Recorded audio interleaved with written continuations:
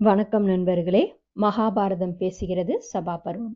ராஜசூய யாகத்துல முதல் மரியாதை கிருஷ்ணருக்கு பண்றதா முடிவெடுத்தாங்க. அது சிசுபாலனுக்கு பிடிக்கல. பீஷ்மரையும் பாண்டவரையும் கிருஷ்ணரையும் ரொம்ப இழிவா பேசினான் சிசுபாலன்.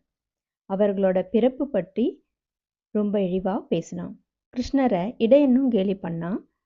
கிருஷ்ணர் ஒரு வீரனும் அல்ல, எல்லாருக்கும் மூத்தவனும் இல்ல, யாகத்தை நடத்துறவனும் அவன் அல்ல, இங்கே எல்லாருக்கும் ஆச்சாரியனும் கூட கிருஷ்ணன் இல்லை. அப்படி இருக்கல கிருஷ்ணருக்கு முதல் மரியாதை எதுக்கு கொடுக்கணும்?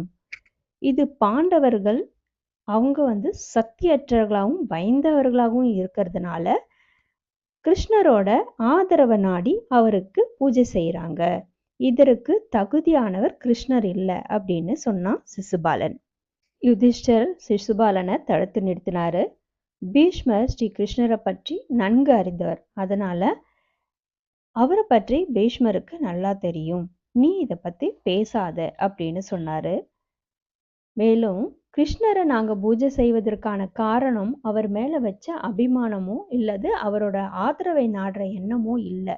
அவருடைய புகழ் வீரம் இத எல்லாரும் அறிந்தது. அது மட்டும் இல்லாம ஆகாயம், பூமி, வாயு, நீர், அக்னி இவை அனைத்துமே கிருஷ்ணரையே ஆதாரமா கொண்டு இயங்குகிறது. அவர் எல்லா இடத்துலயும் வியாபிச்சிருக்காரு. அவர் சாட்சாத் பகவானோட அவதாரம் அப்படின்னு சொன்னாங்க. இத சிசுபாலன் ஏத்துக்கவே இல்லை. பீஷ்மர் ஒரு ஆணும் அல்லாதவர், பெண்ணும் அல்லாதவர், அதனாலேதான் பிரம்மச்சரிய விரதம் என்று பொய் உரைக்கிறார் அப்படின்னும் கர்ஜனை செய்தான் சிசுபாலன். பூபாரத்தை குறைக்க பூமாதேவியோட வேண்டுகோளை ஏற்று ஸ்ரீ கிருஷ்ணர் அவதாரம் பண்ணியிருக்கார். தீயவர்களை அழிச்சு தேவகாரியம் முடிந்த பிறகு பகவான் தன் இருப்பிடமான வைகுண்டத்தை அடைவார். அவரே உலகம், அவருக்கு மேலானது ஒன்றுமே இல்லை அப்படின்னு பீஷ்மர் சொன்னார். கிருஷ்ணரோட புகழங்கிறது சாதாரண அறிவு படைத்தவங்களுக்கு எட்டாது. அதனால கிருஷ்ணருக்கு முதல் மரியாதை கொடுக்கறத எந்த அரசர் விரும்பலையோ அந்த அரசரோட தலை மீது என் காலை வைக்கிறேன் அப்படின்னு தன்னுடைய காலை உயர்த்தி காட்டுறார் சகாதேவன். அப்படின்னா போருக்கு நான் தயாராக இருக்கிறேன்னு அப்படின்னு அர்த்தமா.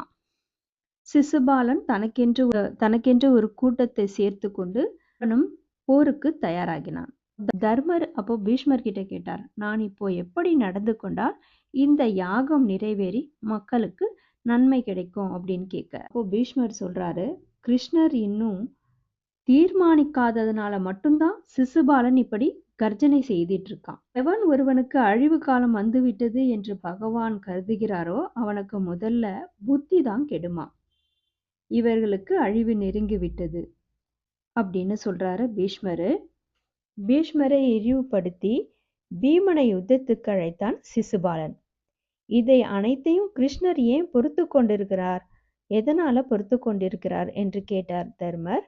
அதற்கு கிருஷ்ணர் தான் கொடுத்த வாக்கை காப்பாற்றி கொண்டிருக்கிறார் என்று கூறி சிசுபாலனின் பிறப்பை பற்றி கூறுகிறார் பீஷ்மர்.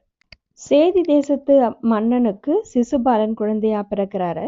பிறக்கும்போது 3 கண்களும் 4 கைகளும் இருந்தது. இதை பார்த்து அவங்க பெற்றோர்கள் ரொம்ப பயந்தாங்க. அப்போது ஒரு அசரீரி ஒலித்தது. இந்த குழந்தை மிகவும் பராக்கிரமத்துடனும் பெருமையுடனும் விளங்குவான். ஆனால் இவனை கொல்ல போகிறவனும் இந்த பூமியில பிறந்து விட்டான்.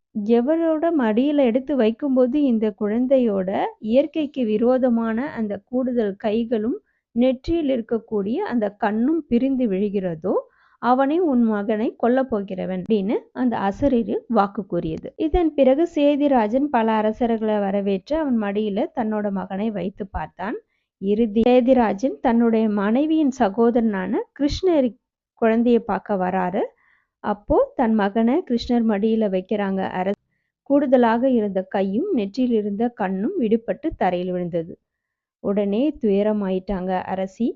கிருஷ்ணர், உன்னால் தான் என் மகனுக்கு இறப்புன்னு எனக்கு புரிஞ்சுது, இருந்தாலும் எனக்கு ஒரு வரம் தரணும். என் மகன் சிசுபாலன் செய்யும் 100 பிழைகளை நீ பொறுக்க வேண்டும் அப்படின்னு கேட்டுக்கிறார். கிருஷ்ணரும் அவ்வாறே வாக்களித்தார்.